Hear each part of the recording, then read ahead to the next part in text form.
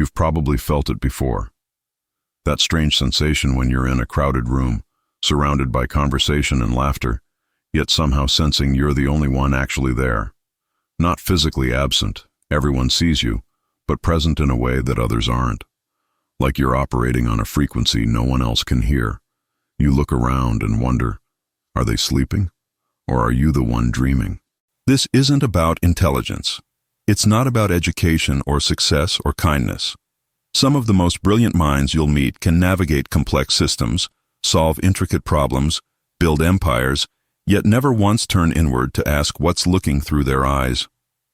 They move through life with stunning competence, but something essential is missing. Something that can't be taught or earned or acquired through any external achievement. The ancient traditions had a word for this.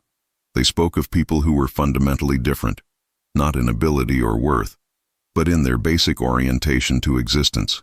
They called them the spiritless ones, the material beings, those who would never awaken, not because they were denied the chance, but because there was nothing inside them trying to wake up. You might think this sounds cruel, elitist, a convenient story told by those who want to feel special. But what if it's not a judgment? What if it's just an observation?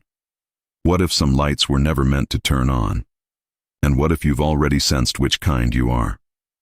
Watch how most people move through their days.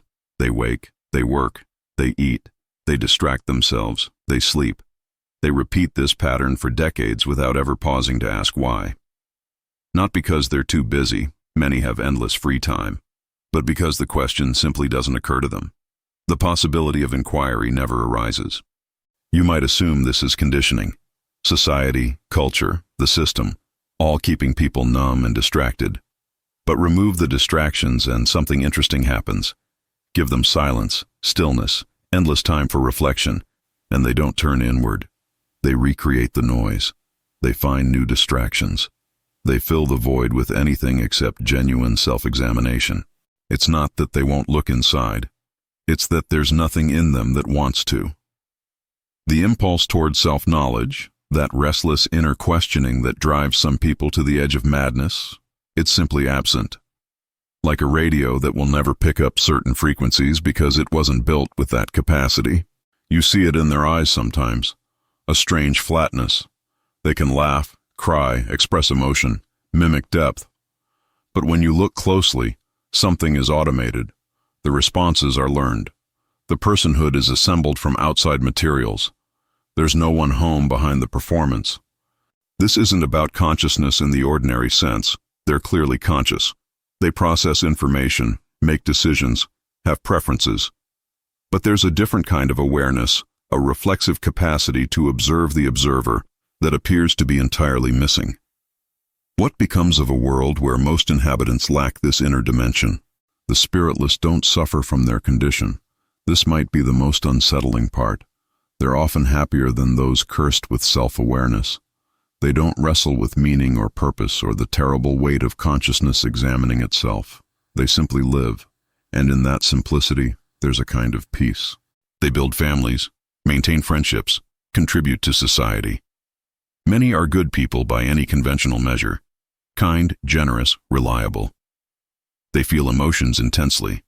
They love their children. They grieve their losses. From the outside, they're indistinguishable from anyone else. Sometimes more functional, more stable, more content. But engage them beyond surface interactions and you'll notice something peculiar.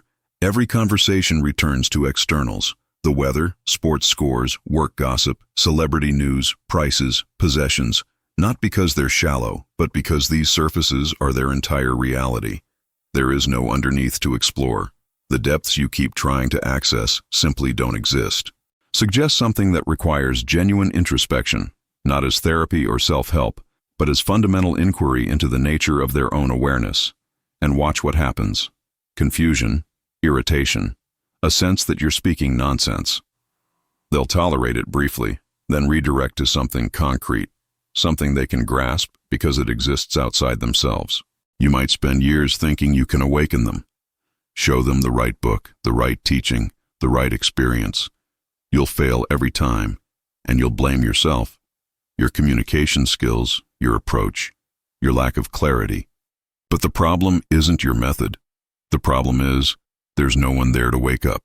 Watch them in moments that should provoke genuine questioning. A death occurs, someone close, someone loved, and after the funeral rituals, life resumes exactly as before. No existential reckoning, no confrontation with mortality. Just a return to patterns, perhaps with slight modifications, but nothing fundamental shifts. Or observe them during life transitions, career changes, relocations, relationship endings, events that could crack open deeper awareness. Instead, they immediately reconstruct the same structures in new settings. Different job, same complaints. New relationship, identical dynamics. They're not learning from experience because they're not actually experiencing experience. They're moving through predetermined sequences. This mechanical quality extends to their emotional life. The emotions are real in their immediacy, anger when crossed, joy when stimulated. But there's no emotional memory, no integration. Each feeling arises and passes without leaving psychological residue. Yesterday's rage is completely forgotten. Tomorrow's joy won't build on today's. It's all present tense reaction, no inner continuity. They speak, but the words originate nowhere. They're not lying or being inauthentic. This distinction doesn't apply to them. They simply repeat phrases absorbed from culture, media, authority figures. Ask them to articulate something genuinely their own, something arising from direct inner knowing rather than borrowed opinion, and they can't distinguish between the two. Everything comes from outside because there is no inside generating anything. Yet they function perfectly well. Society is built for them, by them, around their needs and capacities. The structures that frustrate and constrain those with inner life exist precisely because most people require external organization to maintain coherence. You're not trapped in their system. You're witnessing a system designed for fundamentally different beings, and you happen to be the anomaly. The ancient teachings describe this in symbolic language. 3 types of beings: those made of matter, those made of soul, and those carrying spirit. The material ones, the Hylics, were bound entirely to physical and social reality, not as punishment, but as nature. This was their rightful domain, and they inhabited it fully. The spirited ones, the pneumatics, carried something else. An inner spark, a divine fragment, a capacity for Gnosis. They could perceive beyond appearances not because they were better, but because they contained the instrument for such perception. Like some people are born with the ability to hear certain frequencies, while others genetically cannot. This isn't hierarchy, it's taxonomy. Different kinds of consciousness with different orientations and capacities. The tragedy only emerges when these types fail to recognize each other, when the spirited waste decades trying to awaken those who are already exactly what they're meant to be. You've likely exhausted yourself in such attempts, presenting ideas that seem self-evidently profound, only to watch them bounce off without penetration. Sharing experiences of expanded awareness, meeting blank incomprehension. Pointing toward the mystery of existence itself, receiving blank stares or dismissive explanations. The problem wasn't your communication. It was a category error. You were speaking to someone without the internal receiver for your transmission, like explaining color to those who see only in grayscale, not because they're damaged, but because they're constructed differently. Recognition of this fact isn't arrogance. It's the end of a particular kind of suffering. The suffering of thinking you failed to reach someone who was never meant to be reached. The suffering of believing awakening is universal when it's actually specific to those carrying certain internal equipment.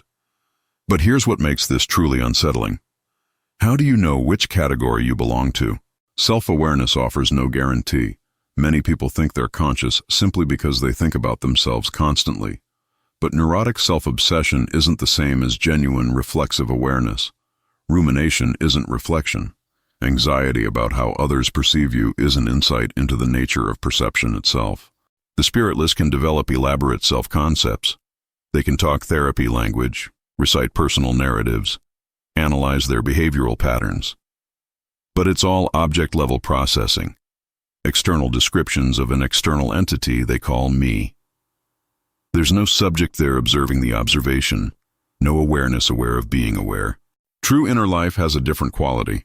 It's marked by a fundamental disquiet, an inability to fully rest in any external identity or role or explanation, not as pathology, but as orientation. You can achieve everything society offers, wealth, status, love, family, and still feel an essential homelessness. Something in you refuses to settle into the given world. This manifests as different kinds of seeking. The spiritless seek comfort, pleasure, security, social validation. Nothing wrong with these pursuits, they're legitimate needs. But those carrying spirit seek something else entirely. Truth, reality, the ground beneath appearances. They'll sacrifice comfort for this, sometimes sacrifice everything, because the alternative, living in unexamined illusion, is unbearable. You know you're pneumatic if you've experienced genuine awakening impulses. Not wanting to be special or enlightened or superior. These are ego drives, and the spiritless have plenty of those. But an authentic pull toward reality itself, toward unmediated encounter with what is, regardless of whether it serves your preferences or dissolves your identity. Most people never feel this pull. They feel many things: ambition, desire, fear, love, but never this particular gravity toward truth. It's not in them to feel it. And if you're reading this and uncertain, that very uncertainty might be your answer. Here's where it gets darker. The spiritless don't just lack inner awareness, they lack something that accumulates across time. Each life experience, no matter how profound or devastating, leaves no lasting transformation. They return to baseline. They loop. This isn't about forgetting in the ordinary sense. They remember events, facts, timelines. But there's no integration, no wisdom extraction, no progressive deepening. A person can live 80 years, experience tremendous variety, and arrive at death with essentially the same consciousness they had at 20. More information, yes. Same depth or lack thereof. You see this in how they repeat patterns endlessly. The same relationship mistakes, decade after decade. The same emotional reactions to similar triggers, with no evolution in response. The same complaints about life, with no attempt to alter their relationship to what they're complaining about. It's not stupidity. Many are quite intelligent.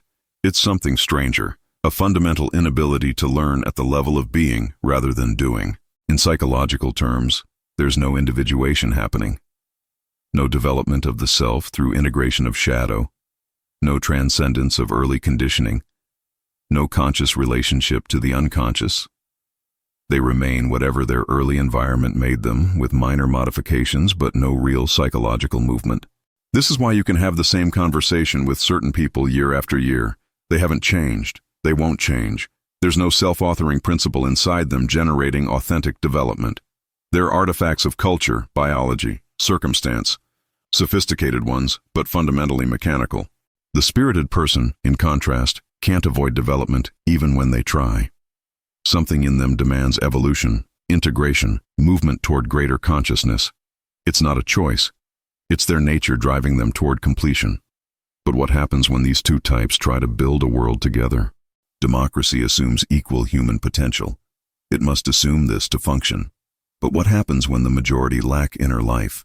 When most votes come from those who've never questioned their own programming, never examined the source of their beliefs, never developed genuine discernment beyond social conditioning? The spirited don't rule. They can't. Leadership requires a kind of social fluency, an ability to work with collective psychology without being disturbed by its emptiness. The spiritless excel at this. They intuitively understand herd dynamics because they are the herd. They navigate social hierarchies effortlessly because they're built for such navigation. So the world gets shaped by those without depth, for those without depth. The education system teaches memorization, not inquiry. The entertainment industry offers distraction, not illumination. The economy incentivizes consumption, not cultivation of being. Not through conspiracy, but through perfect market adaptation, giving people what they actually want. And what they want is comfort, certainty, belonging, stimulation. They don't want reality. Reality is uncomfortable. It dissolves certainties. It separates you from the herd. It's too much, too intense, too unmediated. The spiritless correctly protect themselves from it by building elaborate filters and living entirely within constructed reality. You can't change this. You can't reform it. Any system will reflect the consciousness of its majority. You're not fighting corrupted institutions that could be fixed. You're observing accurate expressions of what most human-shaped beings actually are. This recognition brings profound loneliness. You're surrounded by beings who look like you, speak your language, share your biology. But you're fundamentally alone in a way that can't be remedied by finding the right community or the right relationship. Because even among the awakened, how many are truly awake? Here's the final twist. The spiritless can mimic spiritual awakening perfectly. They can learn the language, adopt the practices, join the communities. They can meditate for years, attend retreats, read the texts, have the experiences. They can even have profound mystical states. Neurochemistry doesn't discriminate. But none of it penetrates. None of it transforms their basic orientation. They collect spiritual experiences like any other achievement. They build spiritual identities as sophisticated as any worldly identity. They compete in hierarchies of awakening just as they competed in every other domain. The structures change. The underlying mechanism doesn't. You can spend years in spiritual community before realizing most people there are performing spirituality rather than living it, going through motions that others claim lead somewhere, but experiencing nothing themselves except the social rewards of participation. And because the whole thing is subjective, there's no way to prove who's actually transformed and who's skillfully pretending. This might include you. The most disturbing possibility, you think you're pneumatic. You feel the suffering of consciousness. You sense depths others miss, but it's all elaborate self-deception. Another defense mechanism, another way of avoiding the terrible simplicity of just being a human animal with no cosmic significance. How would you know? The spiritless are certain they're conscious. The dreaming are certain they're awake. False awakening is phenomenologically identical to genuine awakening from inside the experience. You can't trust your own certainty. Maybe everyone is spiritless. Maybe the whole pneumatic Hylic distinction is just fantasy, a story told by egos that need to feel special. Maybe there's no inner dimension at all, and you've been chasing your own psychological projection. Or maybe some lights were always meant to stay dark, and a few were always meant to burn. You're left with uncertainty, not the kind that can be resolved, but the kind you learn to inhabit. You don't know for certain what you are. You don't know who around you carries genuine depth. You can't prove the inner dimension exists, even to yourself. But you also can't stop looking. That's the signature. The spiritless stop seeking once they find comfortable answers. The spirited can't stop even when they want to. Even when seeking brings nothing but more questions. Even when the whole enterprise seems absurd. You watch the world move in patterns that make perfect sense once you stop assuming everyone has your type of consciousness. The emptiness of mainstream culture, the failure of education to provoke genuine thinking, the success of propaganda, the triumph of appearances, all logical when most people lack the capacity for depth. This doesn't make you superior. Superiority is an ego trap, and the ego isn't what's aware anyway. You're simply different, built for something else, tuned to frequencies most never hear. Whether this is evolution or aberration, blessing or curse, you don't get to choose. The spiritless will continue as they always have, functioning, surviving, building, destroying, forgetting, repeating. They're not wrong, they're not failures. They're exactly what they are, and the universe apparently needs them in vast numbers. And you'll continue as you must, questioning, seeking, unable to rest in any final answer, alone in crowds, home nowhere, searching for something that might not exist, but unable to stop searching, because that inability is what you are.